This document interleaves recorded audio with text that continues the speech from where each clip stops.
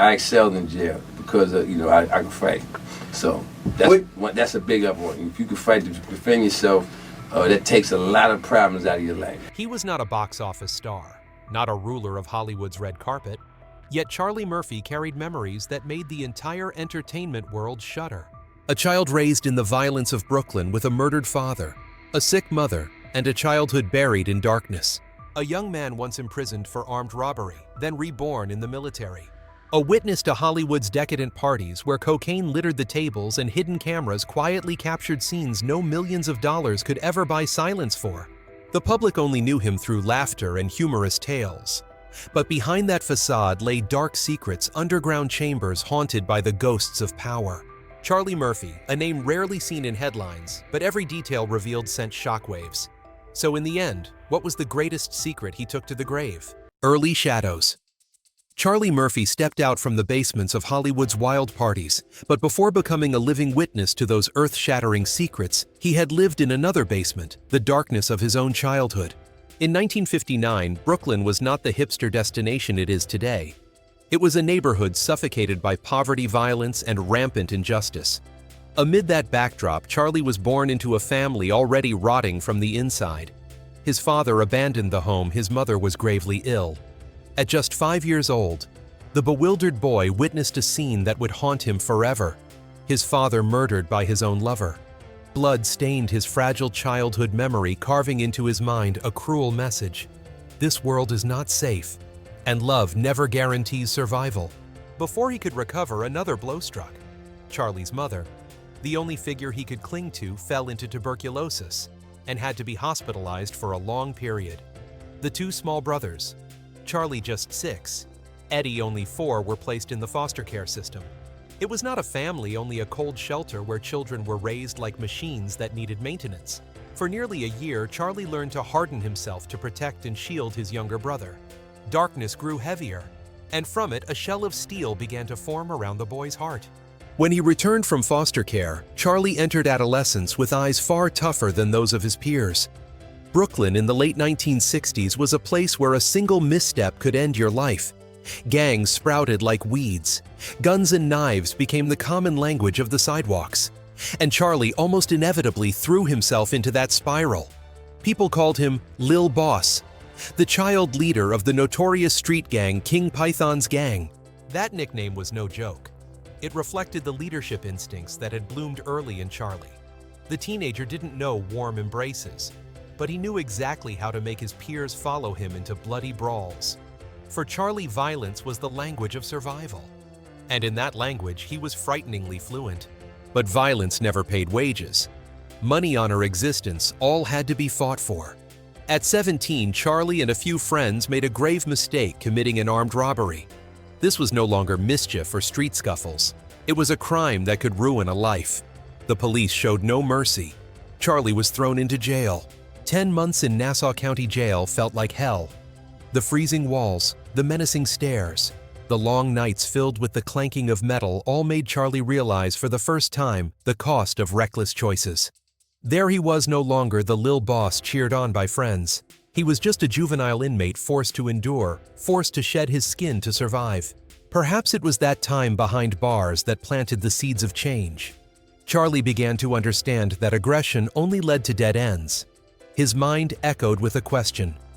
If I continue, will I die young in some alley, or will I find a way out and become someone else? In November 1978, the prison doors opened. Charlie Murphy was free. But this freedom was not the same as before. It came with responsibility, with costly lessons. And instead of returning to his old path, Charlie chose an unexpected direction, enlisting in the U.S. Navy. Many were shocked. A street tough, once a gang leader, now in uniform, joining the ranks of those who defended the nation. But it was precisely that contrast that marked the turning point. The Navy was not only about discipline, but also a school of rebirth. Charlie became a boiler technician on a Navy ship. It was a dry job, drenched in sweat and oil, with nothing glamorous about it. But it was there he learned patience, discipline, and most importantly, how to control his strength instead of being controlled by it. His years of service from 1978 to 1984 were the time when Charlie slowly shed the Lil Boss shell. On the vast ocean, he was no longer a street kid. He was an American sailor, a man seeking to rebuild his life. In a later interview, Charlie admitted, "If I had gone to war, I might not have survived to write to tell stories. But in the Navy, I learned to see life differently. I was lucky to have the chance to grow up." That statement marked the closing of the darkest chapter of his life. From the boy who saw his father murdered to the teenager in a gang, to the convict, and finally to a disciplined sailor, this was the journey from the basement of childhood shadows to a new rung of life. But did that new path truly lead Charlie out of the darkness? Or was it only preparation for him to later step into another world, the world of lights, laughter, and Hollywood secrets more terrifying than any prison? Stepping into Hollywood, from bodyguard to artist. When Charlie Murphy left the Navy in 1984, Brooklyn had changed. It was no longer the place where he had thrown away his youth in gangs, but a city that was producing legends. Among them, one legend bore the Murphy name. The little brother he once carried in his arms had now become a superstar, Eddie Murphy, the brightest name in Hollywood. While Eddie appeared everywhere on screens, on box office charts, and lavish parties, Charlie stood outside looking in. He was not an actor, not a star, not a cover face. He was just a man returning from the sea, carrying the memories of prison and the discipline of the military. And to step into Hollywood, Charlie began with the lowest yet most dangerous role, bodyguard to his own brother. Charlie's image at that time was a paradox. On one side was Eddie dressed in flashy clothes, flashing a dazzling smile, surrounded by glamorous women with voluminous curls. On the other side was Charlie, tall, broad-shouldered, wrapped in a black coat, eyes cold. If Eddie carried the light of the stage, Charlie carried the shadows of the street. He didn't smile much, didn't talk much. His job was to clear every threat before it touched his brother. People called him Eddie's Gray Wall, a Navy veteran with hands that once worked in a warship's engine room, a former prisoner who survived the notorious Nassau County Jail, now standing between Eddie and the world. Hollywood had never seen a bodyguard like him. Not a polite ex-cop, not a hired mercenary. Charlie genuinely terrified people. And sometimes Eddie admitted my brother, just one look from him could make a whole crowd of reporters step back. But behind that black coat, Charlie felt injustice. He had once been a gang leader, the Lil Boss. In the Navy, he was a man who controlled his own fate. And now, he was just a shadow behind his brother. He realized, I'm not a soldier. I was born a general. That statement was an order to himself. He could not live as a shadow forever. So Charlie began trying something he had never considered: writing scripts. Late at night in a small Los Angeles apartment, Charlie typed line after line. No frills, no polish. Dialogues that punched straight in the face. Scenarios sharp and raw, the smell of the streets seeping through every page. That was The Peddler. The story of a hustler with ambitions far beyond the sidewalk. Paramount heard about it and bought the rights. Eddie was expected to star. For a brief moment, hope flickered. For the first time, Hollywood seemed to open its door to Charlie. But then the project died. The film was never made. Hollywood is ruthless like that. It discards the dreams of hundreds every day. And Charlie at his first step tasted disappointment. But he did not give up. Charlie turned to music. Together with Vernon Lynch Jr., his half-brother, he founded the hip-hop group K9 Posse. He worked behind the scenes as producer, mapping out the path for the group. But the group never became a phenomenon. Music did not free Charlie from Eddie's shadow. So he tried another path: acting. In 1989, Harlem Nights. The film was directed by Eddie, who also starred. Charlie appeared as Jimmy the Muffin Man, a forgettable, fleeting role nobody remembered. But for him, it was the first time standing before the movie camera.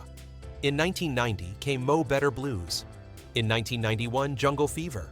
Again, just small roles passing through a few frames. But Charlie observed learned. He was no longer the bodyguard standing outside the frame. He was learning how to claim the frame for himself. Then came CB4 with Chris Rock. This was the turning point. Charlie played Gusto, a flamboyant, ridiculous gangster, but full of charisma. And this time, audiences remembered. The press wrote Charlie Murphy doesn't play a gangster. He is a gangster. Few knew that he had lived that very Life Gang's prison violence, but that truth made his performance terrifyingly authentic. Hollywood often hired actors to pretend. Charlie brought his own past to the screen. Still, Eddie's shadow remained. In many people's eyes, Charlie was still the star's brother. A man dabbling in many things, but never breaking through. He needed a push, an opportunity to break the invisible chains. That opportunity came unexpectedly in the early 2000s. Dave Chappelle, a rising name. A new wave in comedy launched Chappelle's show on Comedy Central. A show bold enough to touch taboos to laugh at what others dared not. Dave needed writers. People said, "Call Charlie Murphy." And history began to change. Charlie didn't just write, he told. He brought real memories. Wild nights with Rick James, bizarre basketball games with Prince, turning them into Charlie Murphy's true Hollywood stories. When the episode aired, America froze for a few seconds, then erupted in laughter. Rick James punched him straight in the face at Studio 54. Rick James jumped with dirty shoes on Eddie's white couch. Prince, in sheer lace, invited everyone to play basketball at dawn and then served pancakes. Strange tales, half believed, half doubted. But when Rick James and Prince themselves confirmed, "Yeah, it's all true," they became pop culture legends. Audiences no longer saw Charlie as a shadow. They saw him as a master storyteller, a man who turned real memories into cultural icons. Charlie Murphy, from cold bodyguard to true artist. He had walked from the darkness of the streets, through the darkness of prison, into the darkness of the backstage. And finally, he turned darkness into light on the stage. A paradoxical journey. A man who once stood behind now stood at the center. But laughter was only a facade. Behind it still lay secrets unrevealed. Basements where Hollywood buried more than truth. And Charlie, the man who dared tell part of it, carried the rest to the grave. The question remains the things he never told.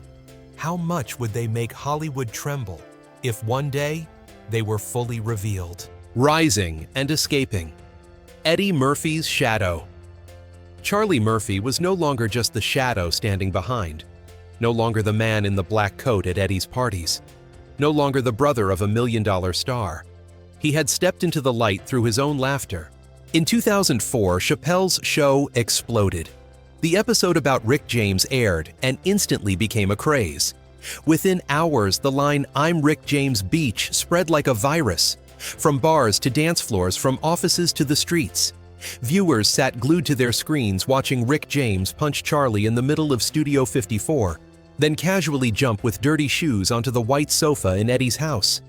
They were shocked, amused, suspicious. Could this really be true? A week later, the episode about Prince made America erupt again. The man in a purple sheer blouse, one hand on the piano, the other challenging a basketball game at 5 in the morning. Prince's team musicians, still dressed in stage outfits, crushed Charlie and Eddie's team like a joke. And the bizarre ending, Prince invited everyone to stay for blueberry pancakes. It sounded made up. But Mickey Free, the guitarist with Prince that day, spoke up. Everything Charlie said was 100% true. Even Prince confirmed it, joking, "It's not that I was good, it's that Charlie was bad." That confirmation turned the story into legend. And Charlie, once barely known, suddenly became a master storyteller. He didn't need to act, didn't need to embellish. He only needed to recount what he had seen and lived. And the world shook.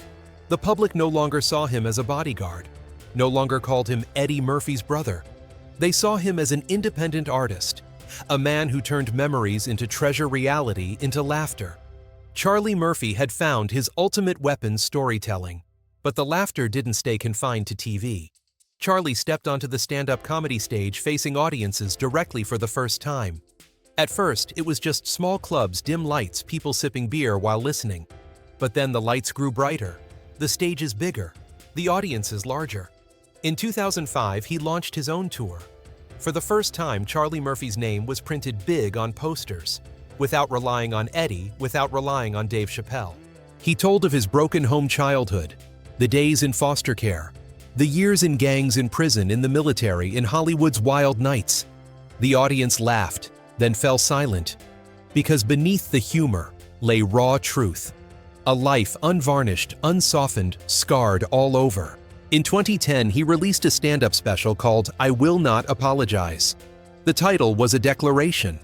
He stood tall before the audience and said, "I don't apologize for my past. I don't apologize for how I tell stories. I just tell the truth. And if the truth makes you uncomfortable, that's your problem." A line that hit Hollywood straight in the face, a place that loved to hide and polish. By then, Charlie had truly escaped Eddie's shadow. Eddie had dominated box offices with hundreds of millions of dollars. Charlie chose a harsher path, less money, but full of truth. One side neon lights, the other side scars and a raspy laugh. Eddie looked at his brother with pride. Charlie was the one who protected me since I was little. Now he doesn't just protect, he makes the whole world laugh at what he lived. But amid the pride, Eddie also knew the stories Charlie told made more than a few people in the industry sweat. Hollywood is a land of secrets. Many stars who had once gotten drunk once indulged in wild parties were now exposed by Charlie, even if he framed it with humor. Some laughed it off like Prince, some bristled. But Charlie didn't care. He had survived gangs, prison, the Navy. "Why fear a few men in suits if I face knives and bullets? You think I'm scared of whispers in Hollywood," he once said. To audiences, Charlie was a fresh wind. To Hollywood, he was trouble. To himself, it was the first time he felt truly alive. But as his career soared, tragedy struck. In 2009, his wife, Tisha Taylor, died after a 2-year battle with cervical cancer. The blow brought the Iron Man to his knees. He became a single father of 3 children. The shows went on. The audience still laughed. But behind the stage, Charlie sat silently in the dressing room alone with his loss. Yet it was this pain that made him stronger on stage. He turned tragedy into material. He spoke of loss of falls, of how life threw him into the abyss, again and again. And then he laughed hoarsely. "But I'm still here, still making you laugh. That's the game." The audience laughed through tears because they realized they were not only watching a comedian, they were watching a survivor. Charlie Murphy escaped Eddie's shadow, not with blockbusters, not with titles, but with truth and laughter. He showed there was another way, harsh, soaked in sweat and blood, but full of pride. And yet, just as Charlie found his own place, another darkness awaited. Not the darkness of childhood, not the darkness of prison, not Eddie's shadow, but the darkness of Hollywood's parties, where basements hid more than truth. Those secrets Charlie revealed only in part. The rest he kept and carried to the grave. Parties, basements, secrets. Hollywood, the golden land of dazzling lights, but also the place where shadows creep behind every glass of champagne, behind every smile. Charlie Murphy didn't just step into that world, he lived in it. And what he saw, heard, and experienced at underground parties went far beyond any movie script. The stories he told on Chappelle's show were only the tip of the iceberg. Behind the laughs were darker details, basements where power and desire mixed into a deadly cocktail. Charlie once said, "Some things I tell so people can laugh, but there are many other things I'll take to the grave." That line made people shiver, because if what he shared was already insane, then what he kept, how terrifying must that have been? Early 1980s, New York, Studio 54, the legendary nightclub playground of the stars. One night, Charlie and Eddie walked in. Flashing lights, thick smoke, cocaine sprinkled on tables like powdered chalk. This was Charlie's first direct encounter with what he later called the real Hollywood. Rick James was there too. The funk singer famous for Super Freak and Addict and Wild Man. High on drugs with a crazed look in his eyes. Without reason, he lunged and punched Charlie in the face. Right there on the dance floor, in front of dozens of eyes. No one intervened. At Studio 54, violence was part of the game. Charlie reeled, but instead of striking back, he stood still, swallowing the humiliation. A fury compressed. A story that years later became golden material for comedy. But Rick James didn't stop. Another time he showed up at Eddie Murphy's house. No greeting, no clean shoes. Muddy boots stomped straight onto a pristine white sofa in the living room. Rick bounced, laughed, shouted, "Fuck yo couch," Charlie was boiling. Eddie couldn't stand it either. The brothers attacked Rick and gave him a beating. Later, Rick made peace by sending young women to serve Charlie as a gift. A sick apology, perfectly reflecting the twisted world they lived in. Rick James once laughed and dropped the immortal line, "Cocaine is a hell of a drug." short, sharp, summing up an entire insane Hollywood era. If Rick James was the chaos of drugs and lust, Prince was the symbol of surreal eccentricity. Another night, Charlie, Eddie, and friends were invited to Prince's mansion. No one expected the all-night party to end with a basketball game at 5 in the morning.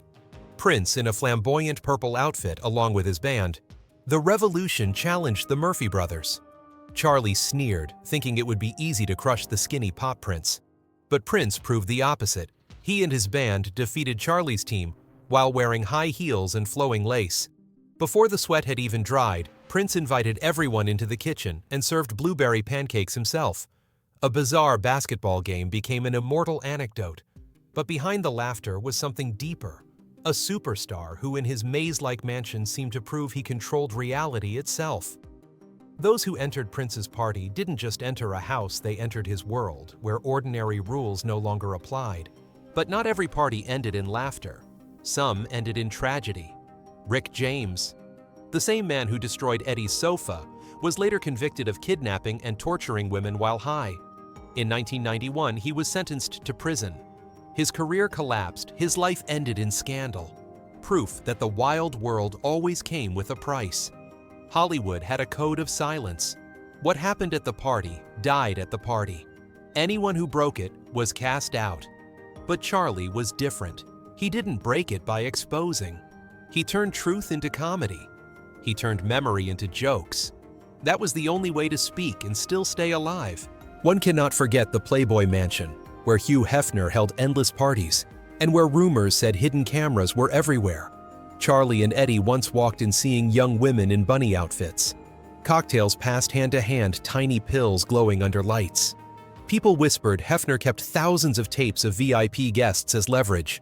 True or not, no one dared confirm. But Charlie understood one rule. In there, never do anything you don't want the whole world to see. Hollywood was full of secret basements. Wine cellars turned into drug dens. Gyms turned into hidden film sets. And in each, secrets were locked away in safes or in tapes kept like knives at throats. Charlie was not a victim. He was a witness. He observed, remembered, and turned part of the truth into stories. But he also knew when to stop. The details he never told were exactly what he admitted he would take to the grave. There were other scandals not directly involving Charlie, but within his circle. In 1997, Eddie Murphy was caught driving with a transgender sex worker in his car at dawn. Eddie explained he was just giving a ride. The press didn't let go. It became the biggest public stain of his career. And Charlie, as the brother, knew things that never came out. He chose silence out of loyalty. But that silence only added to Hollywood's basement code. Those parties weren't just indulgence. They were bargaining tables. Contracts signed on cocaine-dusted surfaces. Relationships forged in dim lights, where entertainment moguls promised roles in exchange for submission. Charlie saw it all. He understood Hollywood was not just a stage. It was a casino, a chessboard, an invisible prison. Those who refused the rules were crushed. In one interview, he said, "I tell people about Rick James jumping on the couch, about Prince making pancakes. They laugh. But if I told everything I saw, no one would laugh again." That wasn't a joke. It was a warning. One haunting image, Charlie walking down the stairs of a Hollywood Hills mansion. Music pounding upstairs, guests laughing, glasses clinking. But in the basement, no light. Only a red recording dot blinking. A few men slouched in chairs, drugged-out eyes, surrounded by young women with lifeless faces. A scene like a horror film. But it was real. And Charlie knew if he didn't get out, he too would be swallowed by it. The basements of Hollywood didn't just store wine and music. They stored secrets, power, downfall.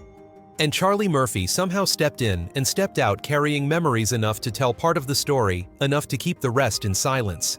He chose to turn secrets into comedy so the public could laugh while feeling uneasy. It was wisdom, because in that world, truth could kill faster than any bullet. But the question still lingers. The things he never told, the secrets locked in his heart. Could they bring down all of glittering Hollywood if one day they came fully to light? The man behind the lights. Behind the all-night parties, behind the roaring laughter on stage, Charlie Murphy was a different man. He was not only an artist, not only Hollywood's gritty storyteller, he was also a husband, a father, a man burdened with family responsibilities. In 1997, Charlie married Tisha Taylor. The marriage wasn't flashy. No cameras flashing. No sensational headlines. It was quiet, genuine, just like the private life Charlie wanted to preserve for himself. They had 3 children together. In Charlie's eyes, they were his most precious treasure. More important than any film contract, more valuable than the loudest laughter in a theater. But fate was cruel once again. In 2009, Tisha passed away after 2 years battling cervical cancer. Charlie was devastated. He had witnessed his father's death, had lost his childhood to fate, but the pain of losing his wife nearly broke him once more. From a man of the stage, he became a single father, raising 3 young children, performing making people laugh while swallowing tears backstage. Friends recalled Charlie could make a whole room burst into laughter, then immediately sit silently, his eyes dark. That shadow never left him. Among friends, he was nicknamed Darkness, a name that sounded like a joke, yet carried a haunting weight. But behind that darkness, Charlie was known for loyalty and honor. He always stood up to protect Eddie, to protect his friends, and above all, to protect his children. Those close to him knew Charlie could be hard, even brutal in the world outside. But at home, he was a gentle, patient father. Then the final tragedy knocked on his door. Charlie was diagnosed with leukemia. He fought quietly, without show, without complaint. He kept performing, kept telling stories, kept making others laugh even as his own body weakened day by day. He didn't want audiences to remember him as a patient, but as an artist who until his last moments was still giving. On April 12, 2017, Charlie Murphy took his last breath at the age of 57. His death not only closed the journey of an artist, a brother, a father, but also buried countless secrets he never revealed. The basements, the dark rooms, the dazzling parties that suddenly went dark. They all remained, but the witness who dared to laugh at the truth was gone. Charlie left the public with laughter, the weapon he used to turn pain into entertainment, to turn shadows into stories everyone remembered. But that laughter was also a reminder behind lavish parties. There are always corners no one wants to see. Behind luxury, fame, and glory still lie dirty dealings, hidden sorrows, and shadows gnawing at the soul. And behind every burst of laughter, there is always truth, sometimes more bitter than tears. Charlie Murphy is gone, but the legacy he left is the truth wrapped in laughter. A laughter both liberating and haunting. Hollywood's basements may remain sealed forever, but the name Charlie Murphy will always remind us no light exists without its shadow. All data, analysis, and commentary in this video are presented based on information available at the time of production. The content is subject to change over time and should not be considered a definitive forecast. There is still so much more to explore: stories of resilience, legacy, and truth. Feel free to dive into some of our top recommended videos now appearing on your screen.